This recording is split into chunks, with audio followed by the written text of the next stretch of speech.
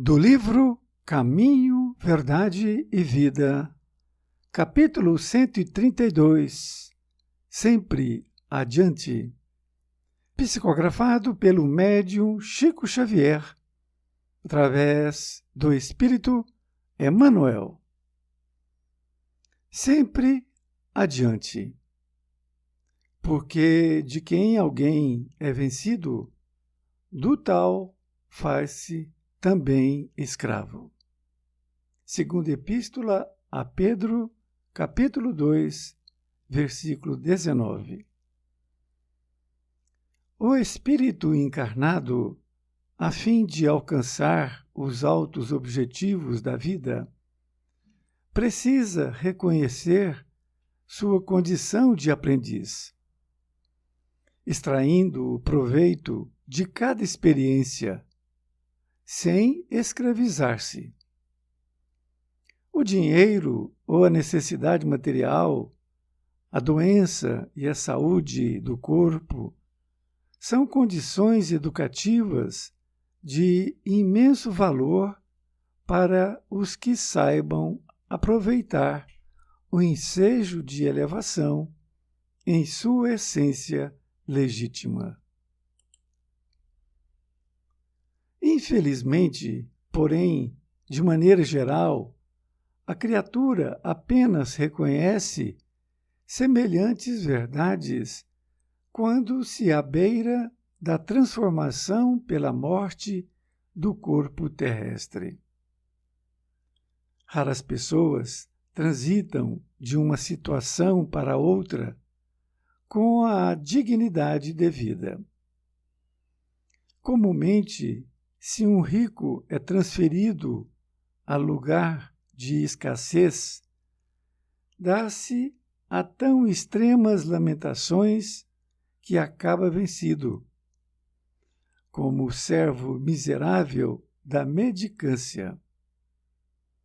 Se o pobre é conduzido à elevada posição financeira, não raro se transforma em ordenador insensato, escravizando-se à extravagância e à tirania.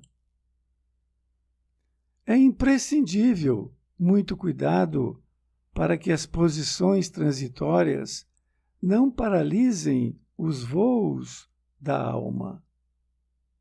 Guarda a retidão de consciência e atira-te ao trabalho edificante.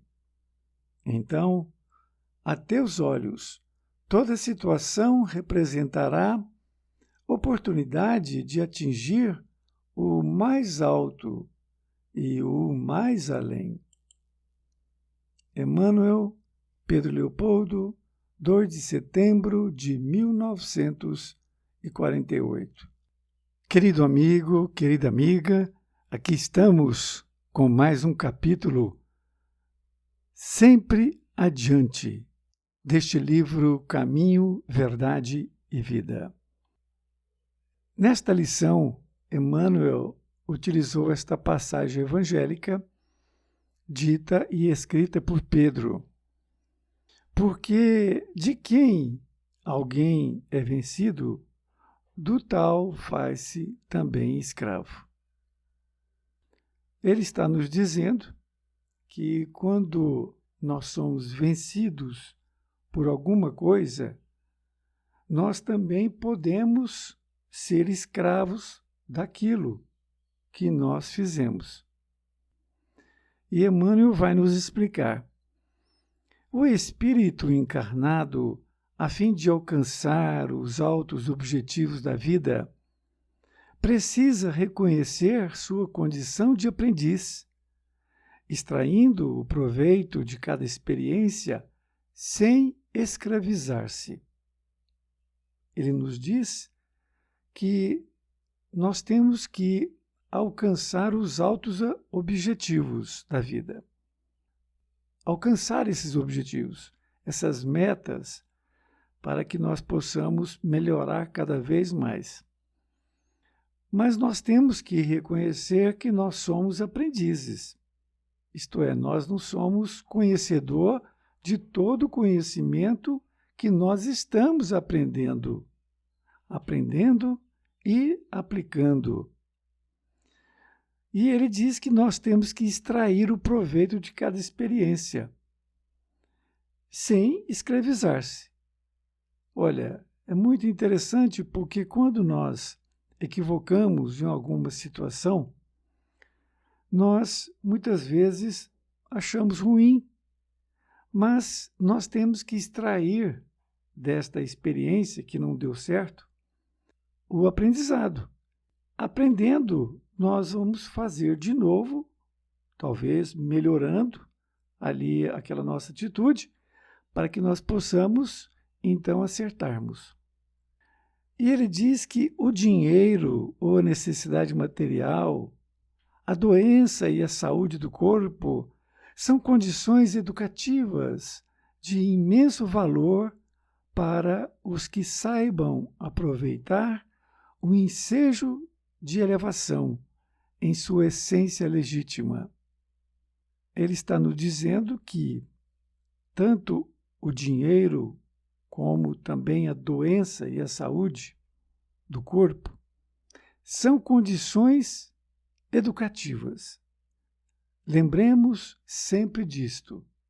O dinheiro, nossa doença, nossa saúde do corpo são condições educativas de imenso valor para aqueles aproveitar o ensejo, a oportunidade de elevação em sua essência legítima.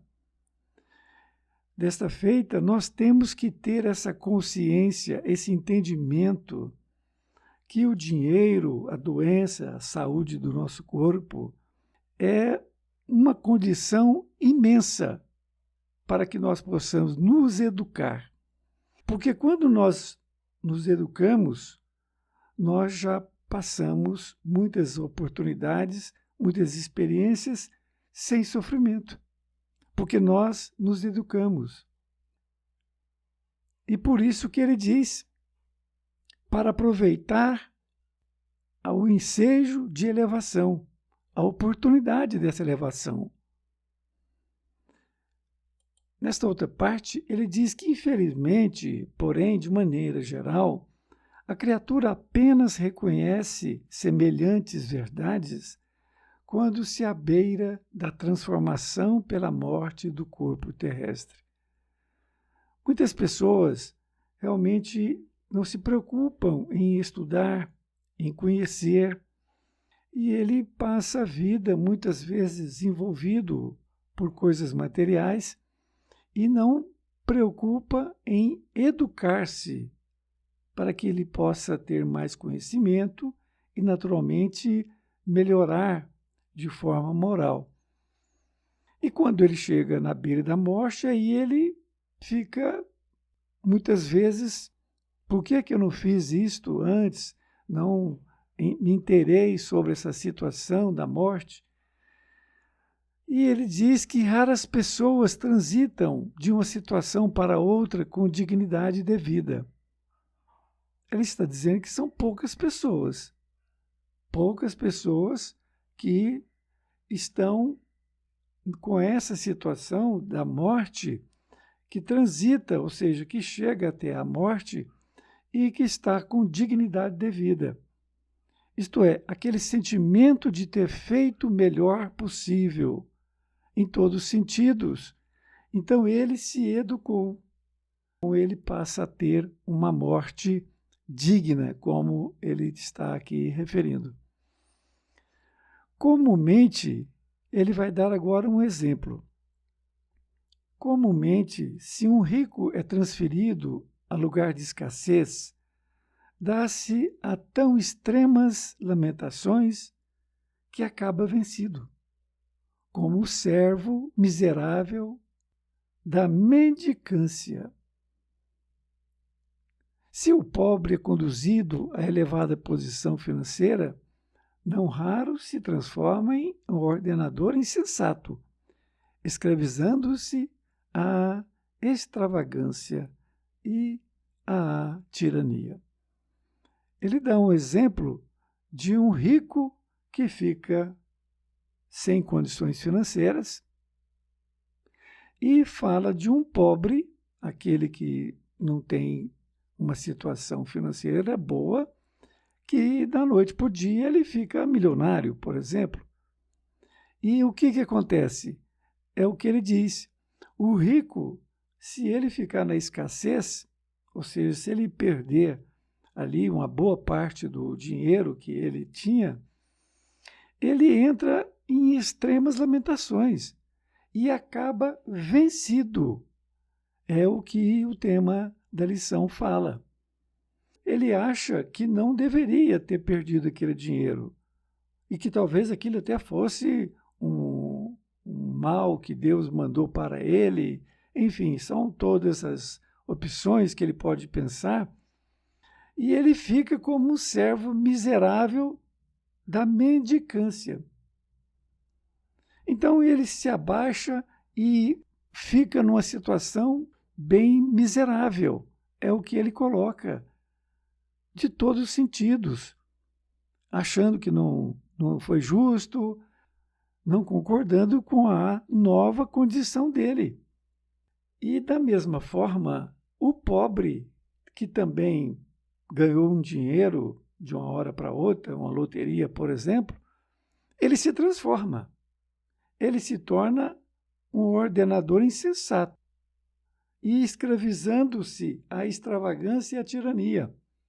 Ele passa a mudar completamente o seu comportamento, a sua forma de enxergar. Ele acha que é poderoso porque ele tem dinheiro e, portanto, ele pode fazer o que bem quiser. Então vejam que tanto um quanto o outro, eles ficaram escravos do dinheiro. Ficaram escravos. Um porque perdeu o dinheiro e o outro porque ganhou dinheiro. Então, a questão do dinheiro, é preciso que nós tenhamos uma noção de que ele é nosso dinheiro e não ele que é dono de nós.